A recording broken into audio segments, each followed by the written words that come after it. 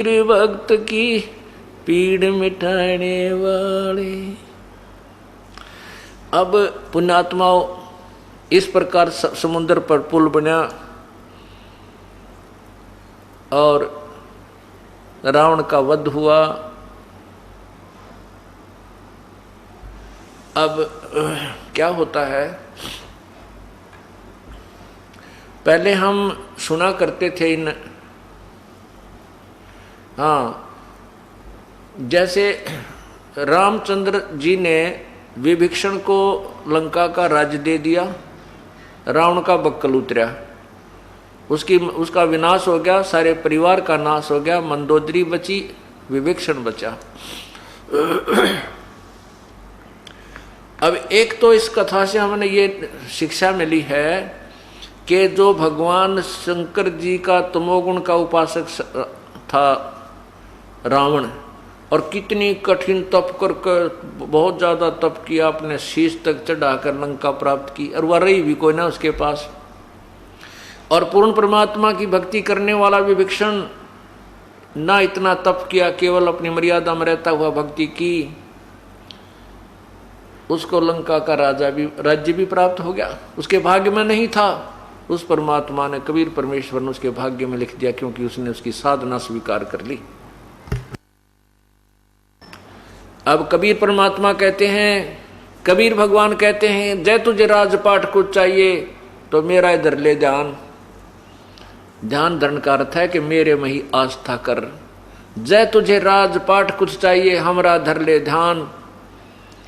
तेरे बाग में ना हो तो भी दे दूंगा, लेकिन साथ में इसके अवगुण भी बताता हूं कि यहां पर पूरी पृथ्वी का भी राज्य तुझे मिल जाए, और यदि आपके पास भक्ति नहीं है, सत साधना नहीं है, तो व्यर्थ है तेरे उस राज्य की प्राप्ति को।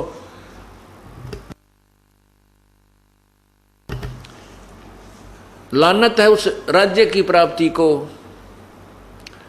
क्या कहते हैं, तीन लोक का राज जीव को जय कोई दे, और लाख बधाई के करज नहीं नाम से ने। यदि तीन लोक का राज्य भी इस जीव को कोई दे दे, और यदि उसके पास सत्य भक्ति नहीं है, नाम में रुचि नहीं है, तो नो कहें क्या बधाई दे रहे उसको, वो तो अपना जीवन व्यर्थ कर रहा है। तो इस प्रकार परमात्मा बताते हैं कि ये राजपाट अच्छी चीज नहीं है, ये तुम्हें उलझा कर रख लेगा, इसमें पाप बहुत हो जाते। लेकिन राजा न्यायकारी हो, सतगुरु का उपदेशी हो, और प्रजा को अपने बच्चों की तरह पाले, कति अन्याय नहीं करे, चाहे अपना बेटा भी कोई गलती करता उसको भी सजा अवश्य दे, उसको भी उसके साथ भी न्याय हो, फिर वो राजा मार नहीं खाता, वो राज्य करते हुए भी परमात्मा प्राप्ति कर सकता। जैसे राजा अम्बरीश थे, उन्होंने जैसी भी साधना मिली थी, राज्य करते हुए भी उसने न्याय दिया, प्रजा सुखी रहती थी और अपने राजा को एक ऋषि की तरह जानती थी। लेकिन जैसी भी साधना की, वो बहुत अच्छी प्राप्ति की उसने, पर तो फिर तभी हुआ जब वो परमात्मा के चरणों में गुरु नानक जी के रूप में आए थे। क्योंकि राजा अम्बरीश वाली आत्मा राजा जनक बने, राजा जनक वाली आत्मा फिर गुरु नानक देव जी हुए। फिर कबीर साहब की शरण में आए, उनको सतलोक दिखाया, तब श्री नानक जी को सचखंड ले गए और वहां से वापस छोड़ा। सब नानक जी का कल्याण हुआ। अब हम सुना, एक भक्त ने, जब ये दास गांव गांव में सत्संग करने जाता था, एक फौजी था, बड़ा नेक आत्मा, उसने उनके घर में ही पाठ होने लग रहा था, उसका भाई नाम ले रहा था, वो आया ही था छुट्टी, तो 2 दिन सत्संग सुनकर उसने पूछा कि हे महाराज जी, मैं आपसे एक प्रार्थना करता हूँ कि मैं रामायण पर बहुत विश्वास करता हूँ, मैं श्री राम का कट्टर पुजारी हूँ। मैंने रामायण को पढ़ा है, उसमें 2 बात खटक रही मेरे। एक तो ये खटक रही है कि उस लंका में सारे राक्षस थे, शराब पीनी है, मांस खानी है, और कोई भी सारे कुबद्दी इकट्ठे हो रहे थे। तो विभीषण और मंदोदरी के पास वो राम राम राम नाम की बात कितना आ गई, उनको ऐसा ज्ञान कहां से प्राप्त हो गया? सारी नगरी में 2 ही भगत थे। और दूसरी ये बात खटक रही है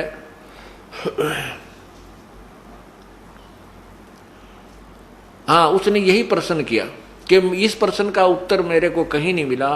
मैं जहाँ भी मुझे हिंदू धर्म का कोई बड़ा मठ दिखाई देता है, शंकराचार्य जो बने हुए, मैं उनसे भी जाकर बात कर चुका हूँ, डिस्कस कर चुका हूँ, ये मेरे को कोई संतुष्टिजनक उत्तर नहीं दे पाए। मैं आपसे ये प्रश्न करता हूँ कि ये क्या कारण था। मैंने बताया कि मेरे पास इसी मर्ज की दवाई है भाई, ये समस्या का समाधान मेरे पास है। तो मैंने यह कथा सुनाई, तब उसके समझ में आई को हो तेरे की सारी बीमारी तैयार थी। यानी ये था वो कारण, पूर्ण परमात्मा के शिष्य थे वो दोनों। तो पुण्यात्माओं, पहले हम सुनते थे ना, कभी तक कहते थे श्री राम ने पत्थर तिरा दिए, कदे कहते थे नलीन ने पत्थर तिरा दिए, कदे कहा करते हनुमान ने राम राम लिख दिया इसलिए पत्थर तिर गए। या सारी जो है ना उलट पुलट सी कथा, दंत कथा बना रखी थी। अब ये तत्व ज्ञान के आधार पर ये सारी सिद्धि हो गई है। अब राम नाम लिखा कर हनुमान जी क्या करते थे, वो राम राम कोई जाप नहीं करते थे। हनुमान जी जाप करते थे ओम का, और वो भी संत से प्राप्त करके जाप किया जाता था। तो वो यूँ नहीं कहा करते किसी को कि ओम ओम जप ले भाई भगवान बज ले। वो उसने कोड वर्ड बना दिया ऋषियों ने कि अपने जो साथी हैं, भगत हैं, कोई उनको नाम की भूल पड़ जाता है, नो क्या करो राम राम भाई। तो सामने वाला भी राम राम कहते ही आपको राम राम कहेगा और उसको मंत्र याद आ जाएगा जो भूल पड़ गई है, जो गुरुदेव ने दे रखा है, जो चलते फिरते उठते बैठते काम करते करते सिमरन करना होता है। तो या तो वो सुमन कर रहा होगा तो कहेगा राम राम भाई राम राम कि मैं सुमन कर रहा हूँ, नहीं कर रहा होगा तो वो फिर भी कहेगा राम राम भाई राम राम, अर्थात मुझे भूल पड़ गई थी। मन मन में सोचेगा ये संकेत दे दिया इस भगत ने, नाम सिमरन करूँ, तो आध घंटे तो उसका याद जरूर रहता है। इस दृष्टिकोण से राम राम एक कोड वर्ड था, और जाप करते थे वही जो गुरुदेव ने दे रखा था ओम मंत्र का, क्योंकि इन ऋषियों को केवल ओम नाम का ज्ञान था, आगे नहीं था। सो ये दूसरा मंत्र जो तत्व है ये भी यहाँ पर परमात्मा ने या करके प्रकट किया है और किसी ने नहीं। परमात्मा कहते हैं सोहम शब्द हम जग में लाए, सार शब्द हम गुप्त छिपाए। सतनाम का जो दूसरा अक्षर है वो भी हम ही लेकर आए थे, लेकिन सार नाम हम अभी तक किसी को नहीं बताया है। केवल अपने जो तत्वदर्शी संत मेरा आएगा उसको ही प्रकट ये भेद खोला जाएगा। और अधिकारी के बिना अगर ये मंत्र जो पता भी लग जाता है, कोई अपे जाप करता उसे कोई लाभ नहीं होगा। जैसे किसी ने अपॉइंटमेंट लेटर बना लिया अपने आप, 4 लाइन होते हैं, you are ever appointed for the post such and set, your paid salary will be such and such, और नीचे एक साइन करता है वो अधिकारी। तो वो अधिकारी के साइन किए हुए वो लाइन जो 4 है कामयाब होंगी, और उसने कोई भी आप पे लिख के टाइप करवा ले, कोई दस्तक मार ले, तो वो कामयाब नहीं होती, वो कहीं वैल्यू नहीं है।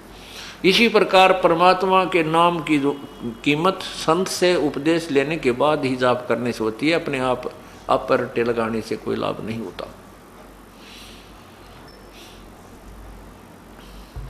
तो हनुमान जी क्या करते थे, पहलवान थे तगड़े, और सबसे बड़ा पत्थर उठाया करते नो 50-60 मन का, और उठाने से पहले उसके ऊपर राम लिख देते थे, राम, क्योंकि एक विधि है परमात्मा पाने की।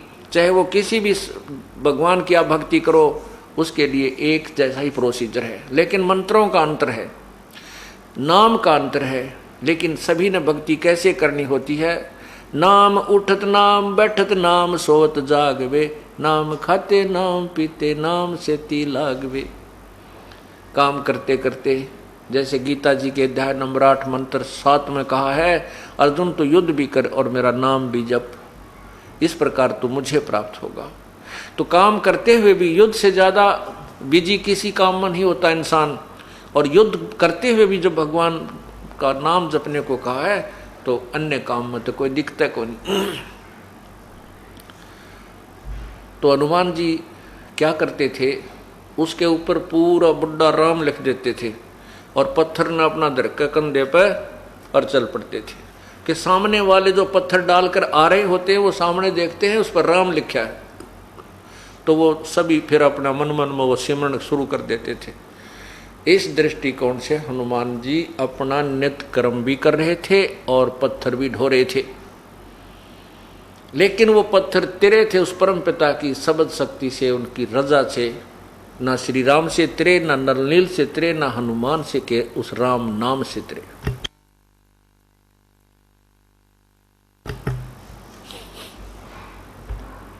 इस प्रकार पूर्ण परमात्मा त्रेता युग में मुनिंदर नाम से आए थे और अपनी शक्ति का, अपनी ताकत का प्रमाण दे करके गए थे और साथ में यथार्थ ज्ञान भी प्रचार किया था। लेकिन ये ऋषि लोगों ने कभी भी इस तत्व ज्ञान के पंजे लागण नहीं दिए, इस तत्व ज्ञान को जनता तक नहीं जाने दिया जो अब वर्तमान में आपके समक्ष पहुंच रहा है, क्योंकि अब आप शिक्षित हैं और भक्ति काल आ गया है, भक्ति का जो समय अब आ गया है जो प्रभु ने पूर्व निर्धारित किया हुआ था।